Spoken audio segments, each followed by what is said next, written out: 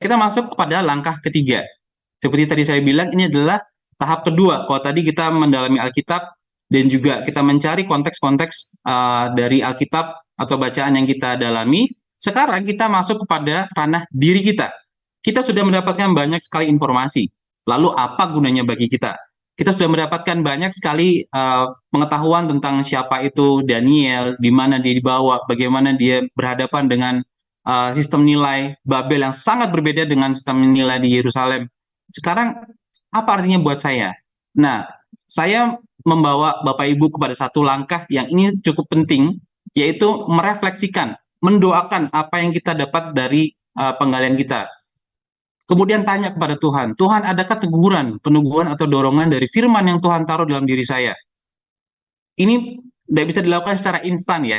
Bapak Ibu pasti tahu kan, maksudnya ketika kita ber-PA, kita mengajar anak-anak kita mengajar teman-teman pemuda dan remaja, kita nggak mau sesuatu yang instan. Alkitab tidak bisa dilakukan secara instan, pendalaman Alkitabnya. Dan kita tidak bisa menempatkan semuanya kepada AI. Ini adalah langkah untuk merenung, untuk diam di hadapan Tuhan dan juga di hadapan firman-Nya, untuk kita mendapatkan apa yang ingin Tuhan taruh dalam diri kita. Kita tahu Daniel berhadapan dengan sistem nilai yang berbeda dengan kita. Lalu apa yang terjadi dengan kita? Kita berhadapan dengan sistem nilai yang baru juga dalam era AI ini. Semuanya bebas, semuanya boleh dimasukkan, semuanya boleh benar dalam tanda kutip ya. Tetapi mana yang benar dalam kehidupan kita? Apakah Tuhan ataukah dunia ini? Nah, setelah kita melakukan perenungan, refleksikan firman Tuhan, kita tanya kepada AI, bukan jawaban, tetapi pertanyaan. Ini satu hal yang waktu kami melakukan PA, ini satu hal yang wow, bisa kayak gini ya gitu. Kita tanya kepada AI, pelajaran apa yang bisa saya dapatkan melalui pertanyaan-pertanyaan refleksi yang kamu bisa ajukan kepada saya. Contoh promnya adalah saya sudah mempelajari poin-poin penting dari kitab Daniel, dari kitab Daniel 1 gitu ya. Pada faktanya memang iya kita sudah dapat dari awal. Kemudian kita minta kepada AI, berikan pertanyaan refleksi dan praktis tambahan untuk saya pelajari lebih dalam. Jadi, bukan kita mendapatkan jawaban atas pertanyaan-pertanyaan itu, tetapi kita minta pada AI. Berikan saya pertanyaan refleksi yang lebih dalam, yang lebih tajam, supaya saya bisa mendalami Daniel pasal 1 ini dengan lebih baik. Next. Ya, ini adalah pertanyaan-pertanyaan yang diberikan oleh AI kepada kita. Ini adalah pertanyaan-pertanyaan renungan. Ada pertanyaan refleksi, ada pertanyaan yang praktis. Yang refleksi misalnya, bagaimana keputusan Daniel dan rekan-rekannya untuk tidak menajiskan diri dengan hidangan istana Babel mencerminkan komitmen mereka kepada Allah.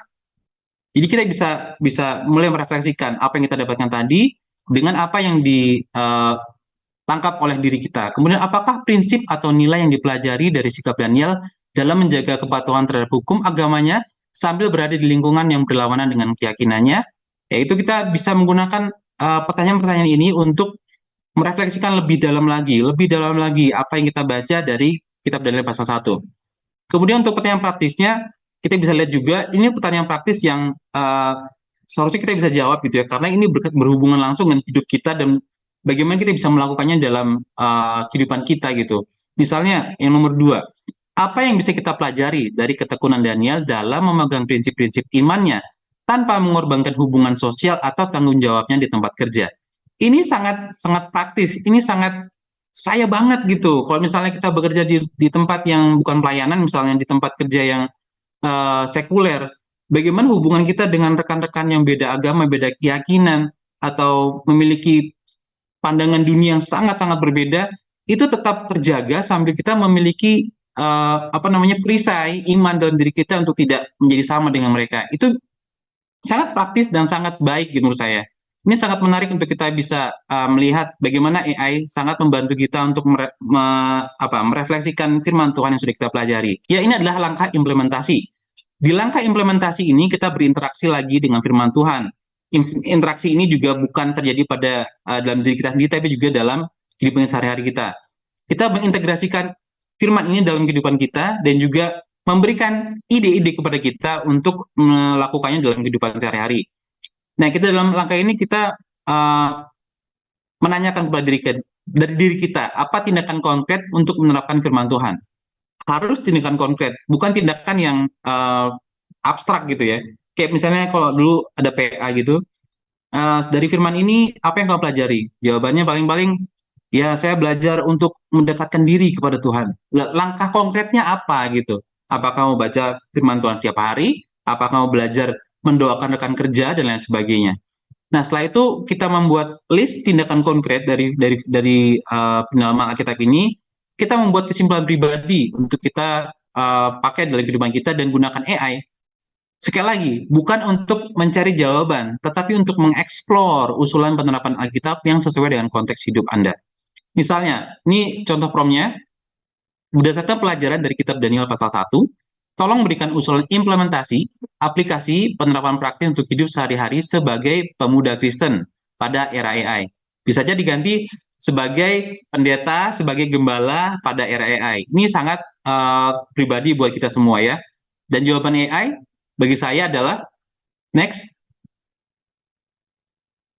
Ya, ini adalah jawaban dari AI bagi saya. Yang pertama itu apa namanya, mengatakan tentang prinsip-prinsip dalam keteguhan keimanan saya, kemudian pengembangan keterampilan dan pengetahuan.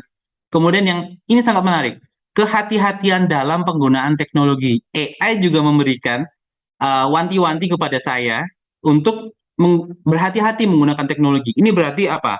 Kita harus membuat data kita secure. Kita nggak boleh sembarangan dan lain sebagainya. Kita juga apa namanya, menggunakan teknologi dengan bijaksana, tidak serampangan atau tidak percaya 100% apa yang dikatakan di luar sebelum kita meng-cross-checknya dengan bahan yang lain. Atau ketika kita ber-PA dengan AI, kadang-kadang ada hal-hal yang kok kayaknya aneh. Ini bisa dikoreksi Bapak Ibu. Jadi ketika kita membaca suatu hal yang aneh dari jawaban AI, kita baca dari bahan lain atau dari Alkitab, kita bisa koreksi AI saat itu juga dan dia akan memberikan jawaban yang lebih baik atau lebih relevan bagi diri kita gitu ya. Next.